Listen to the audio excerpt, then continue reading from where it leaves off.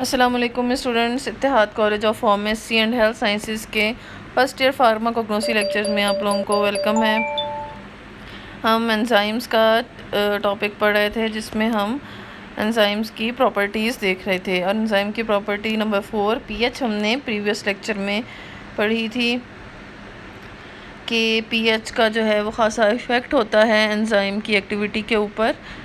وہ انزائم جو بیسک یا الکلائن پی ایچ پہ اپنی میکسیمم ایکٹیویٹی شو کرتے ہیں وہ ایسیڈک پی ایچ میں ڈسٹروائے ہو جاتے ہیں، اور وہ انزائمز جو ایسیڈک پی ایچ پہ اپنی میکسیمم ایکٹیویٹی شو کرتے ہیں جیسے کہ پیپسن ہو گیا، وہ انزائم بیسک یا الکلائن پی ایچ پہ ڈسٹروائے ہو جاتے ہیں۔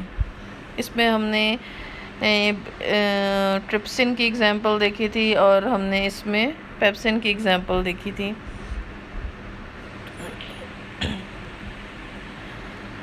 تو properties of enzyme, catalytic property, سالیبلٹی، انزائمیٹک property, P H ہو گیا، ٹیمپریچر، اسپیسیفسٹی اور پروٹین نیچر۔ اس میں سے ہم نے کیٹالائٹک پراپرٹی، سالیبلٹی، انزائمیٹک پراپرٹی اور پی ایچ جو ہے وہ پریویس لیکچرز میں دیکھ لیے۔ آج ہم ٹیمپریچر، اسپیسیفسٹی اور پروٹین نیچر جو ہے یہ تینوں پراپرٹیز دیکھیں گے۔ اچھا، یہ پراپرٹیز بھی ہیں انزائم کی، اور یہ وہ فیکٹرز بھی ہیں جو انزائم کی ایکٹیویٹی پہ اثر کرتے ہیں۔ یہ جو پورا کانٹینٹ ہے آپ کی بک میں، یہ پراپرٹیز آف انزائم کے نام سے ہے، لیکن یہ وہ فیکٹرز ہیں جو انزائم کی ایکٹیویٹی پہ اثر انداز ہوتے ہیں، انزائم کی ایکٹیویٹی کو افیکٹ کرتے ہیں۔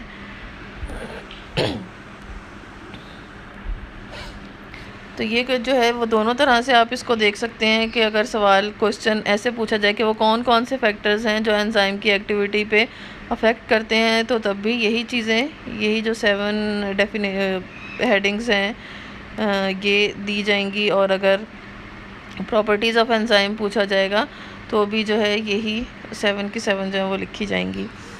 اس میں جو 5th ہے وہ ہے ٹیمپریچر، کہ ٹیمپریچر کا کیا افیکٹ ہوتا ہے انزائم کی ایکٹیویٹی کے اوپر۔ Enzyme work best with in specific temperature, enzyme جو ہیں وہ اپنا بیسٹ ورک دیتے ہیں اسپیسیفک ٹیمپریچر کے اوپر۔ اگر ہم ٹیمپریچر لو کر دیں اگر ہم ٹیمپریچر لو کر دیں تو at love temperature enzymes are simply in active, تو انزائم جو ہیں وہ سمپلی ان ایکٹیو ہو جائیں گے۔ ڈسٹروائے کی بات نہیں ہو رہی یہاں پہ صرف ان ایکٹیویٹی کی بات ہو رہی ہے، یہ بات ذہن میں رکھیے گا، یہاں پہ ان ایکٹیو ہونے کی بات ہو رہی ہے کہ انزائم کوئی ورک پرفارم نہیں کریں گے، اپنی حالت برقرار رکھیں گے، اپنی اوریجنل شیپ میں رہیں گے، لیکن وہ کوئی ایکٹیویٹی شو نہیں کریں گے لو ٹیمپریچر کے اوپر۔ Optimum temperatures, every enzyme have an optimum temperature, the temperature at which the enzyme activity is greatest۔ optimum temperatures کیا ہیں؟ optimum temperature وہ ٹیمپریچر ہے جس پہ انزائم اپنی میکسیمم ایکٹیویٹی شو کرتا ہے۔ optimum پی ایچ کیا تھی؟ وہ پی ایچ جس پہ انزائم اپنی میکسیمم ایکٹیویٹی شو کرتا ہے۔ اسی طرح آپٹیمم ٹیمپریچر کیا ہے؟ وہ ٹیمپریچر جس پہ انزائم اپنا بیسٹ ورک شو کرتا ہے، اپنی بہترین کارکردگی شو کرتا ہے، تو اس کو آپٹیمم ٹیمپریچر کہتے ہیں، اس ٹیمپریچر کو آپٹیمم ٹیمپریچر کہتے ہیں۔ This can be different from one enzyme to next, but enzyme with in the human body tend to have optimum temperatures around 37 degree centi grade. تو انزائم صرف human body میں present نہیں ہے، enzyme جو ہے وہ بیکٹیریا میں بھی ہے، پلانٹس میں بھی ہیں، اینیملس میں بھی ہیں، پروٹوزوا میں بھی ہیں، ہر جاندار میں انزائم پریزنٹ ہوتے ہیں۔ تو وری کرتا ہے وہ کس انوائرمنٹ میں رہتے ہیں، اور ہیومن کس انوائرمنٹ میں یا اینیملس کے انوائرمنٹ میں رہتے ہیں، تو انزائم جو ہیں وہ ٹیمپریچر کے حساب سے بھی وری کرتے ہیں، چینج ہوتے ہیں، لیکن جو ہیومن کے انزائمز ہیں وہ اپنا جو بیسٹ ورک دیتے ہیں وہ 37 ڈگری سینٹی گریڈ کے قریب ہوتا ہے، 37 ڈگری سینٹی گریڈ کے اراؤنڈ ہوتا ہے۔ کیونکہ جو ہیومن باڈی کا ٹیمپریچر ہے وہ بھی 37 نارمل جو ہے وہ 37 ڈگری سینٹی گریڈ ہے۔ اور اگر ہم انزائم کو ہائی ٹیمپریچرز پہ لے جائیں تو if the temperature is increased too greatly this will cause the enzyme to denature. اور اگر ہم ٹیمپریچر انکریز کر دیں، بہت زیادہ انکریز کر دیں، گریٹلی کا مطلب ہے ٹو گریٹلی کا مطلب ہے بہت زیادہ انکریز کر دیں، دس will cause the enzyme to D nature. تو یہ جو ہے یہ انزائم کو ڈی نیچر کر دے گا، ڈسٹروائے کر دے گا، اس کی شیپ خراب ہو جائے گی، وہ اپنی اصل حالت میں نہیں رہے گا. تو ہائی ٹیمپریچر جو ہیں وہ انزائم کو ڈسٹروائے کر سکتے ہیں.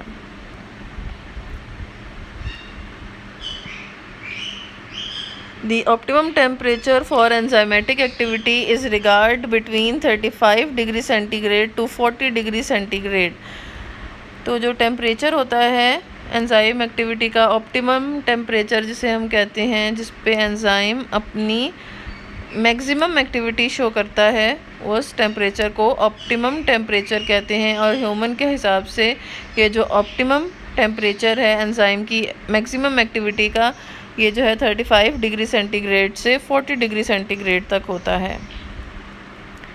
At 0 degree centi grade enzyme جو ہیں وہ ان ایکٹیو ہوتے ہیں. 0 ڈگری سینٹی گریڈ پہ انزائم جو ہیں وہ ان ایکٹیو ہیں، اپنی شیپ تو ہے ان کی لیکن وہ ان ایکٹیو ہوتے ہیں 0 ڈگری سینٹی گریڈ پہ. اور اگر تھوڑا سا اس ٹیمپریچر کو انکریز کریں 10 سے 20 ڈگری سینٹی گریڈ پہ لے آئیں تو انزائم گریجولی ایکٹیو ہونا شروع ہو جائیں گے، ورکنگ میں آنا شروع ہو جائیں گے.